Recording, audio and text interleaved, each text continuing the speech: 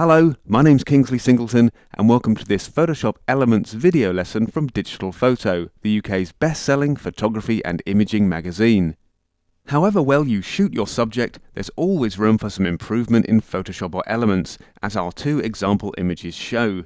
Adding some sparkle and sharpness to the eyes, losing a few wrinkles here and there, and evening out the shadows and skin tones will all enhance the look and feel of your portrait.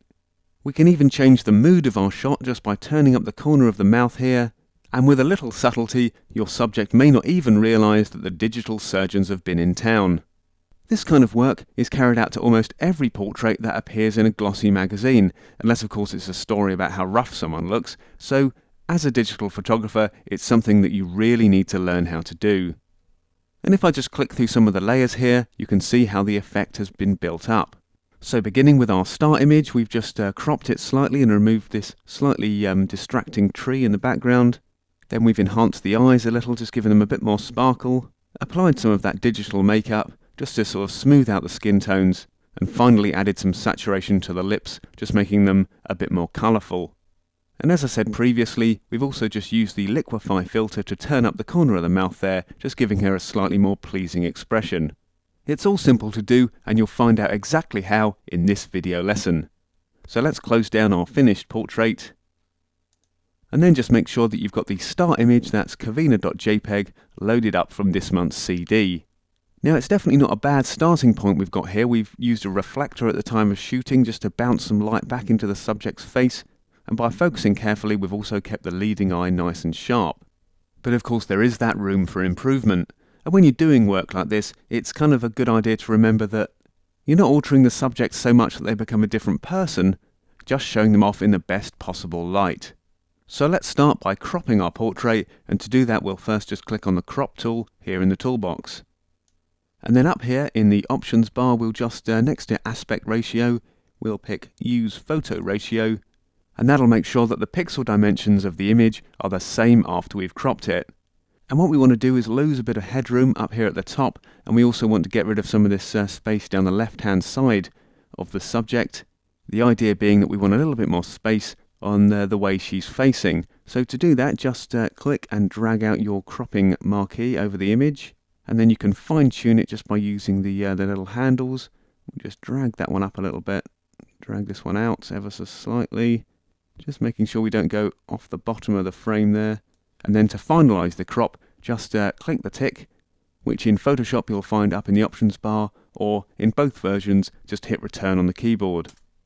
Right, so that's our cropping done, and immediately if I just kind of toggle between the before and after versions, you'll see that it's made our subject quite a lot more dominant in the frame.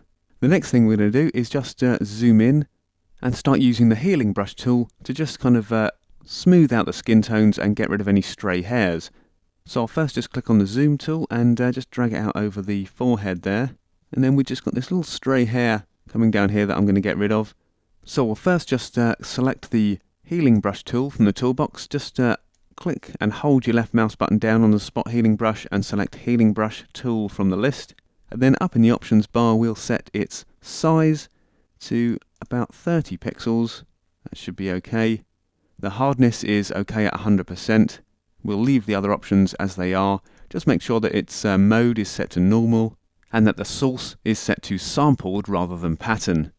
And then, just to get rid of our stray hair, just zooming in a little bit closer there, all we need to do is hold down the Alt key on the keyboard and click on a sort of a clean area of skin, and then we simply just paint over it. Once I release the left mouse button, you'll see it disappears. And this is a very simple way of just sort of getting rid of any blemishes that you might find on your subject. Everybody wants to look their best, no matter what they say. And so we can just kind of use the healing brush tool there, just selecting new source points all the time to keep things a little bit random. And we can just move around the image, selecting our source, and then just kind of painting over any areas that we want to get rid of. So we won't worry too much about these hairs down here. But I'll just use the healing brush again on a few areas around the eye. This one over here on the other side is kind of okay because it's more out of focus. But we'll just clean up these areas ever so slightly. And although they're kind of fairly minor alterations that you're making, They all help to enhance the end result. We've also just got a bit of shine on the nose here, so we'll just kind of paint over that as well, just removing it. That's just kind of been bounced off the reflector. But in terms of our healing work, that's looking pretty good. So the next thing we're going to do is just add what's known as some digital makeup to the image, just smoothing out the skin tones a little bit more and giving it that nice kind of polished high-end look. And to do this, we're first going to select the brush tool from the toolbox, and then up in the options bar we'll set its size up at about 300 pixels. That should be about fine. Make sure that it's got a good soft edge, so we'll just lose some hardness from the edge of the brush just by holding down the shift key on the keyboard and pressing the left square bracket key a few times. There you can see in our brush preview it's got a lot softer. Make sure the mode's set to normal, and then we'll take the opacity down to 10%. The reason we're doing this is because we want to build up the effect quite slowly. So when I sample a skin tone just by holding down the Alt key to bring up our colour picker and just sort of clicking on somewhere on the cheek here, that should be fine. When we brush onto the image, we're not really kind of slapping on loads of opaque layers of the stuff. We're just building up a nice subtle effect.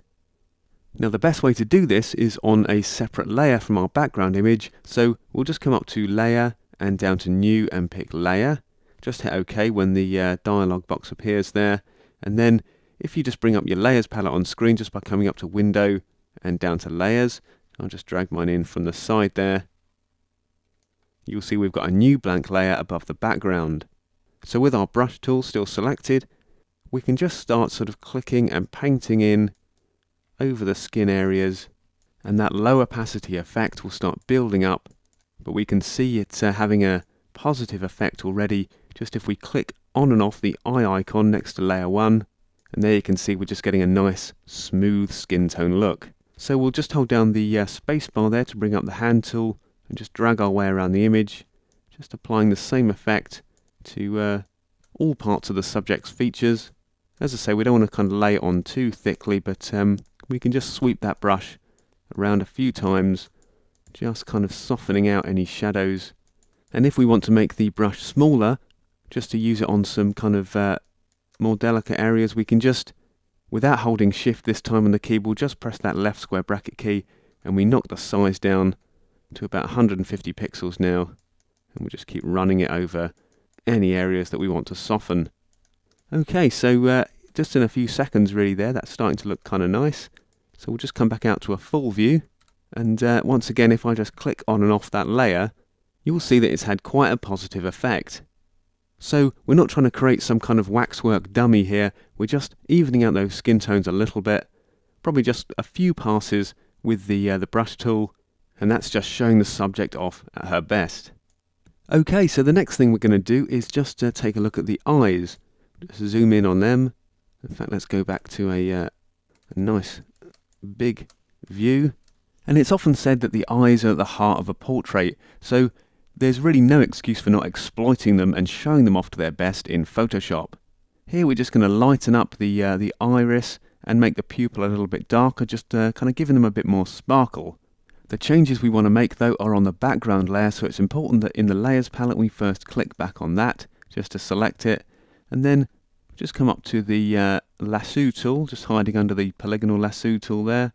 Select that from the list, and then I'm just going to draw roughly around the edge of the iris there, and then we'll just add a little bit of softness to the edge of our selected area just by clicking on the Refine Edge button up here in the options bar, and we'll take that smoothness down to 0 and bring the feathering down to about 5 pixels.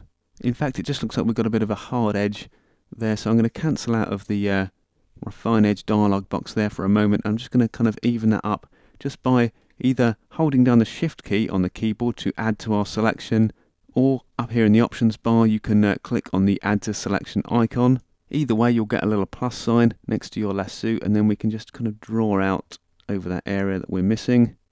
Something around there should be okay. And then back up to Refine Edge, and we'll input those same values again, smoothness down to 0 and feathering at 5 pixels. Click OK.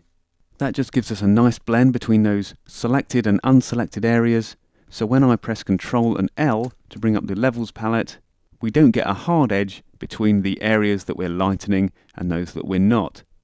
So here in the levels palette, I'm just going to click and drag the black point slider in to meet the edge of the histogram there, just darkening up that pupil a little bit, and then likewise with the white point slider, just dragging that over to the left to something about there or so. We don't want to make the eyes too bright because they'll seem really unnatural, but something around about there should be fine. And if we just click on and off the preview button, you can see how that's lightening up the eye really nicely. So if you're happy with that, just click OK, then press Ctrl and D, or come up to Select and down to Deselect on the keyboard to get rid of those marching ants. And then we'll just need to do the same for our sort of trailing eye there. Just drawing out another selection over it. That should be okay. Apply the same amount of feathering, click OK in the box, and then back to the levels palette, Ctrl and L on the keyboard, and we'll do the same thing again here, just clicking and dragging that black point and the white point sliders in, just to meet the ends of the chart there. Not quite the end of the chart with the white point, because we don't want to make things too extreme, as I said earlier, but that should be okay. So click OK, Ctrl and D on the keyboard to get rid of those marching ants again. And then just to show the difference between that work that we've done, the before and after, let's just show the before. The eyes, not too bad really, but a little bit dull in comparison, but after the changes we've made, there's a lot more sparkle. So the next thing that we're going to do is just do a little bit of work to the mouth, just going to kind of increase the redness of the lips, and also turn up the corner of the mouth, just to give our subject a bit more of a pleasing expression.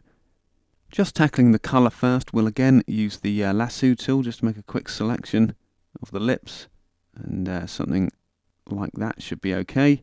Once again, we'll feather the edge of our selection, this time a little bit more. Just using the preview, we can see how the softness is being applied there. Something about 15 pixels in this occasion I think should be okay. We might just need to expand the selection a little bit as well though.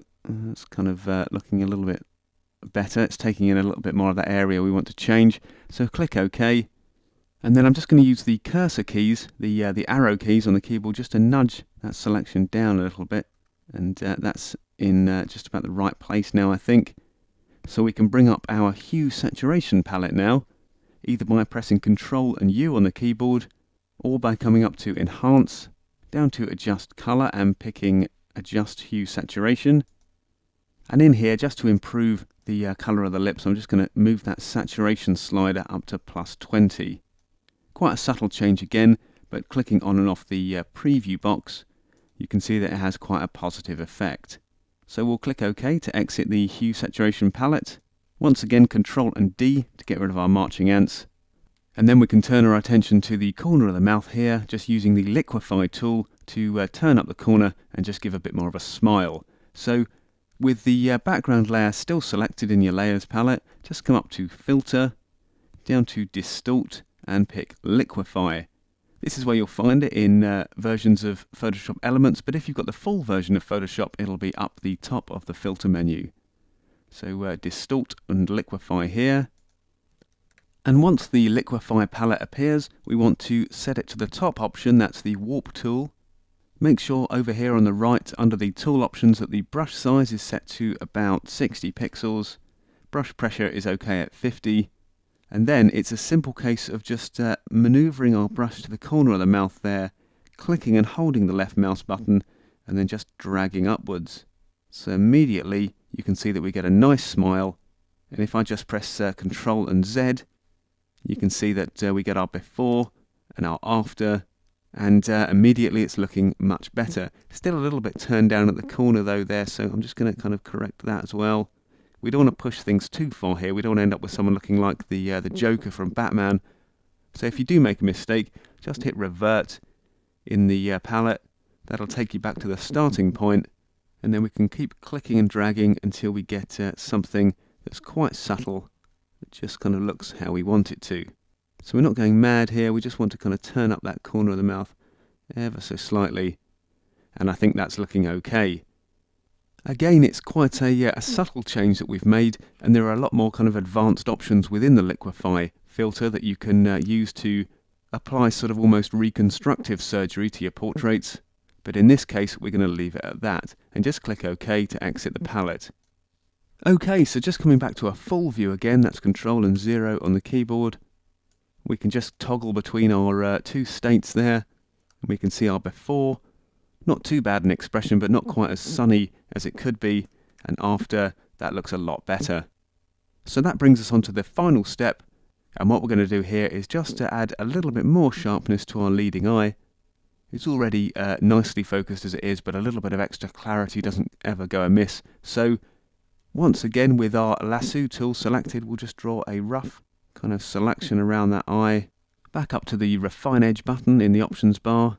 This time we'll set our contract and expand back to 0%, and we'll bring up our feathering to about 40 pixels.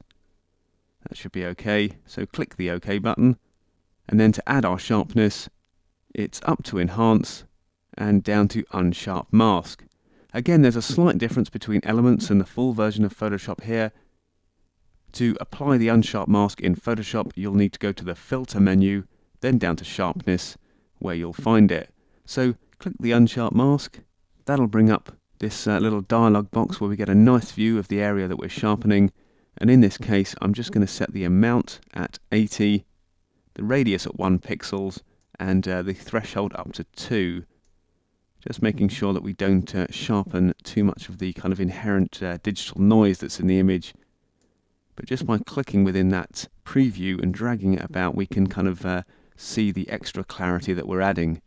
So once you've done that, click OK. Control and D again to get rid of those marching ants. And that's our bit of digital retouching nearly completed. The final thing is I'm just going to kind of take out this tree in the background here that's annoying me a little bit. So we'll come over to the Clone Stamp tool, give that a click. Just using the square bracket keys again, we'll bring that brush size up to about 400 pixels. And then, a bit like we did with the healing brush, just going to use the Alt key to select a kind of a clean area of the background, one that doesn't have any distractions on it. And then I'm just simply going to paint over that area just to remove it. Gone a little bit too far there, so I'll hit Control and Z on the keyboard to undo that.